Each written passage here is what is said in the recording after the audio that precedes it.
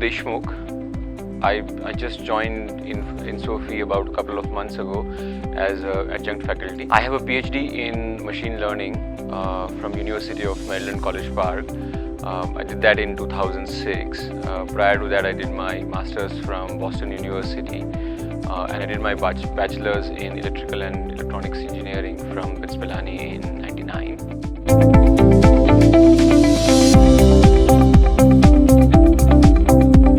After my PhD, I did a postdoc for about 9 months in University of Maryland, College Park, but not in my engineering department, but in speech and hearing sciences department. Then I joined IBM Research. I was there for about 6 odd years. Then I moved to Xerox Research. I was there for 3 odd years. Both the places I did a variety of different research, technology and strategy around analytics, be it speech analytics, text analytics, or multimedia analytics as applied to education, call center analytics and so on. Then about 3 years ago, 2016, is when I joined Yodlee FinTech group to run their data sciences division. So at INSOFE, I'll be teaching text mining, natural language processing and all the topics related to these areas.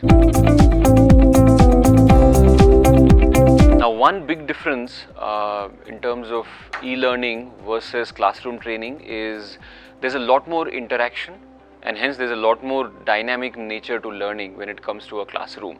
See, what happens in an e-learning setup is that the content is already largely canned. So you get to see what is already being recorded, so the dynamic nature goes away.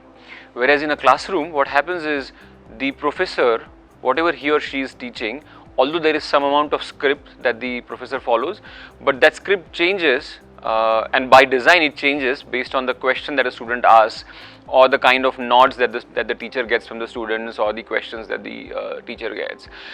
This not only helps make the learning more lively and more informative, but it also helps the student to understand different perspectives. Like a particular question that a student may or may not have thought of, if his or her peer asks it, then that's a good learning for the student. The other thing that happens, I believe, is a lot of the times we as professors try and talk about our practical experiences as part of a theoretical concept. And to me, that's invaluable. I mean, learning theory of data science or machine learning or text analytics is very important.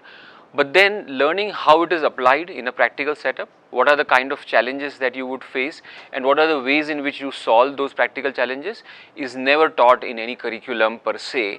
And it's only being, it gets imparted only through these face-to-face interactions. And I think that's the value that a classroom setup brings.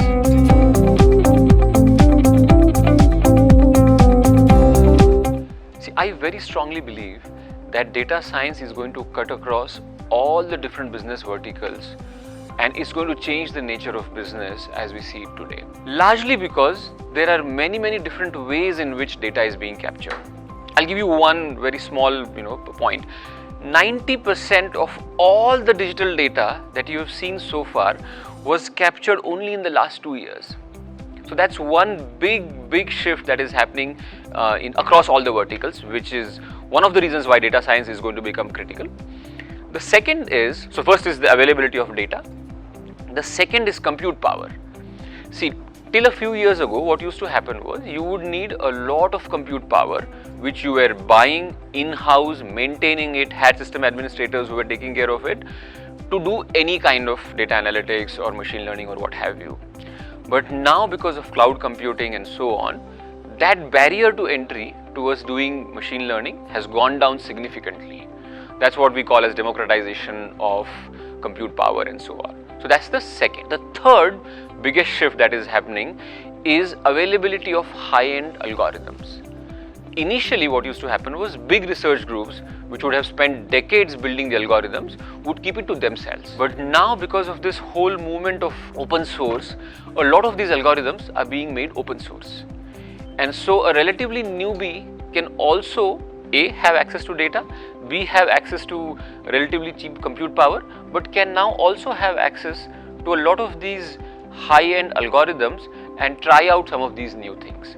So all these three things put together, I very strongly believe that the future is data science, and not just for a vertical, but across all the different business verticals. What I would say in general is data science is a very broad field in itself. You may have data scientists, core data scientists who are either building new algorithms, coming up with ways to improve existing algorithms.